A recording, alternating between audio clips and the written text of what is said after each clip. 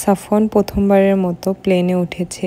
আমাদের Bangladesh to America plane জার্নিটা কেমন ছিল সে সব কিছু নিয়ে থাকছে আজকের ভিডিও। আই হোপ ভিডিওটা আপনাদের সবার ভালো লাগবে। তো হ্যালো এভরিওয়ান, আসসালামু আলাইকুম। আই হোপ আপনারা সবাই ভালো আছেন। আলহামদুলিল্লাহ আমিও ভালো আছি। আমাদের প্লেন ছাড়ার কথা ছিল দুইটার দিকে। তো আমরা বাসা থেকে বের হয়েছিলাম 11টার দিকে, যেহেতু ঢাকাতে অনেক বেশি জ্যাম থাকে। তো আমরা বের হয়ে এয়ারপোর্টে আসার সময় মোটামুটি বেশ খানিকটা অনেক জ্যাম ছিল। তো এখানে আমরা দুটো গাড়ি নিয়েছিলাম, যেহেতু আমাদের সাথে অনেক মানুষ ছিল। আমার ভাইয়া, তারপর আমার বোন, আমার ভাবি, আমার আব্বা মা সবাই ছিল। তো আমাদের লাগেজ ছিল বেশ কয়েকটা, প্রায় 12-14টার মতো হ্যান্ড লাগেজ সহকারে। তো এখানে সবগুলো লাগেজ আমাদেরকে নামিয়ে দিচ্ছিল, আমরা এখানে বুঝে নিচ্ছিলাম। আর এখানে আমার ফ্যামিলির সাথে লাস্ট ছবি অ্যান্ড ভিডিও ছিল। এটা আসলে সারাটা জীবন স্মৃতি হয়ে থাকবে যে আমি প্রথম আমেরিকাতে আসার সময় সবাই এসেছিল আমাকে এয়ারপোর্টে দেওয়ার জন্য। তো আমরা অনেকটা লাগেজ যেহেতু আমাদের সাথে ছিল, আমরা অনেক বেশি ভয়ে ছিলাম যে সাফওয়ানকে নিয়ে এতগুলো লাগেজ নিয়ে আমরা কীভাবে কী করব। তো আমাদের ভাগ্য ভালো ছিল, এখানে আমরা বাংলাদেশে মোটামুটি ভালো লোক পেয়েছিলাম। তো আমাদেরকে একটু হেল্প করেছে, আমরা ওনাদের মাধ্যমে লাগেজগুলো সুন্দর করে যেখানে লাগেজ চেকিং করে সেখান পর্যন্ত ওনারা দিয়েছিল। তো আমাদের খুব বেশি কষ্ট করতে হয়নি।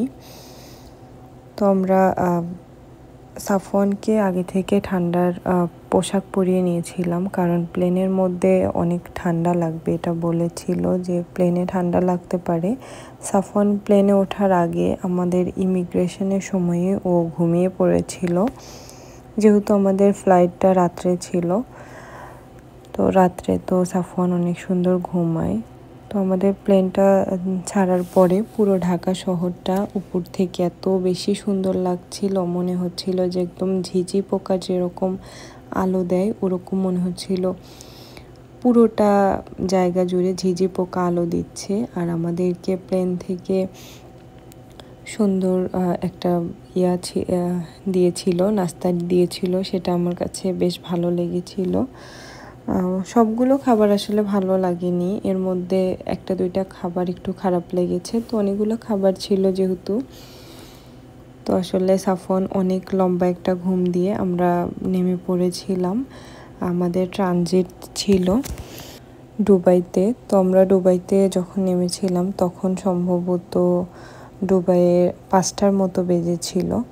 তো আমরা দাঁড়িয়ে ওখানে দেখছিলাম যে আমাদের নেক্সট যে প্লেনে করে আমরা নিউ ইয়র্কে যাব, তো সেই প্লেনটা আসলে কোথায়, মানে কয়টার দিকে, কোন দুবাই এয়ারপোর্টটা এত বেশি সুন্দর, মানে খুবই সুন্দর। আমি দেখে একদম অনেক অবাক হয়েছি। আমেরিকার বাংলাদেশ মানে দুটোর থেকে আমার কাছে অনেক বেশি সুন্দর লেগেছে। অ্যান্ড দেখেন কি সুন্দর এই গাছগুলো, একদম মনে হচ্ছিল যেন যে মানে রিয়েল এরকম লাগছিল।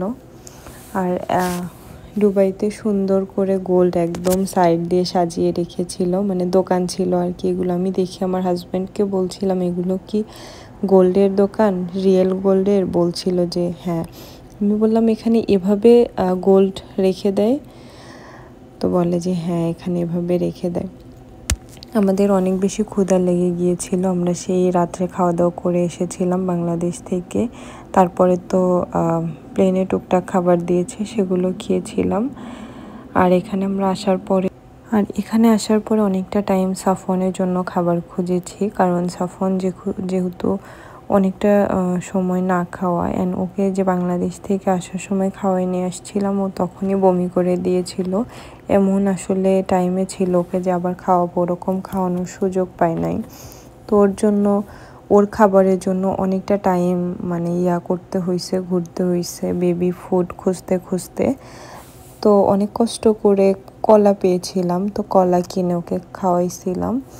আর সেরকম কোনো মানে খাবার ওর জন্য পাচ্ছিলাম না। তো সেটা খেয়েই ও ছিল, ও বেশি একটা বিরক্ত করে নাই। প্লেনের মধ্যে সুন্দর ঘুমাইতে ঘুমাইতে আসছে। আর আমরা যে আমাদের নিউ ইয়র্কে যে প্লেনটা দিয়ে আসবো সেই প্লেনে আমরা উঠেছি। এটা দুবাই থেকে উঠেছি। এটা আমাদের সামনের দিকে সিট ছিল, একদম সামনে।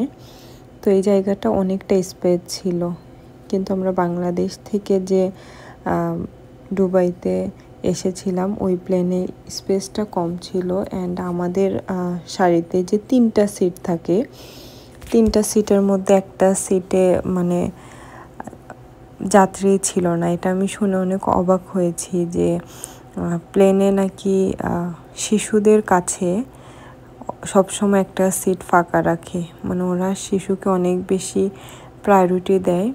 এটা আসলে আমাদের বাংলাদেশে করে না। এটা আমি দেখে অনেক অবাক হয়েছি। বাইরের দেশে আসার পরে আমি মানে এটা দেখলাম যে অনেক বেশি প্রায়োরিটি দেয় বাচ্চাদেরকে। তো সাফওয়ান যেহেতু 3টা সিট ছিল, আমাদের 2টা আর একটা পাশের সিটটা ফাঁকা ছিল, ও অনেকটা বেশি স্পেস পেয়েছিল অ্যান্ড ও অনেক সুন্দর করে খেলেছে, এনজয় করেছে। তো এখানে আমাদেরকে একটু পর পর এসে খাবার দিচ্ছিল, অনেক খাবার দিয়েছে আসলে, সেভাবে আমি সব ক্যাপচার করতে পারি নাই। আর এখানে ফ্রুটস দিয়েছিল, তারপর এখানে কিছু চিপস দিয়েছিল, এটা একটা বান ছিল। তো সবগুলো খাবারই মোটামুটি ভালো ছিল। ক্ষুধার সময় আসলে যেটা পাওয়া যায় সেটাই মনে হয় যে মুখে ভালো লাগে। আর আমরা দেখতে দেখতে চলে এসেছিলাম নিউ ইয়র্কে। সাফওয়ান মোটামুটি অনেকটা ঘুমিয়েছে প্লেনে, প্রথমেও ঘুমিয়েছে, লাস্টে আসার সময় ঘুমিয়েছে, মাঝখানে কিছুটা সময় সজাগ ছিল। এখানে আমরা যে নিউ ইয়র্কের উপরে ছিল তখন প্লেনটা অনেক সুন্দর লাগছিল, মনে হচ্ছিল যেন একটা বাড়ি ঘর কিচ্ছু নেই, শুধু হচ্ছে মানে গাছপালা সেই ছিল। এখানে আমরা প্লেন থেকে নামার পরে যাচ্ছিলাম, সাফওয়ান তখনও ঘুমিয়েছিল। আর এই যে সাইড দিয়ে এই সিনারিগুলো দেখে অনেক অবাক হচ্ছিলাম। এগুলো আমাদের দেশে যে জাদুঘর বা বিভিন্ন জায়গাতে সেরকম হচ্ছে সিস্টেম করে রাখা হয়ে থাকে, সেরকম টাইপের। তো এখানে আমরা লাগেজের জন্য অনেক ওয়েট করছিলাম, আমাদের অনেকগুলো লাগেজ ছিল, এই জন্য আমাদেরকে এখানে বসিয়ে রেখে ও সবগুলো লাগেজ এখানে রেডি করে ফেলেছে। আর আমরা এখানে ওয়েট করছিলাম আমাদেরকে নিতে আসবে। আর তখন এয়ারপোর্টে কাজ চলছিল, এই জন্য অনেকটা সময় লেগেছে ঘুরে আসতে।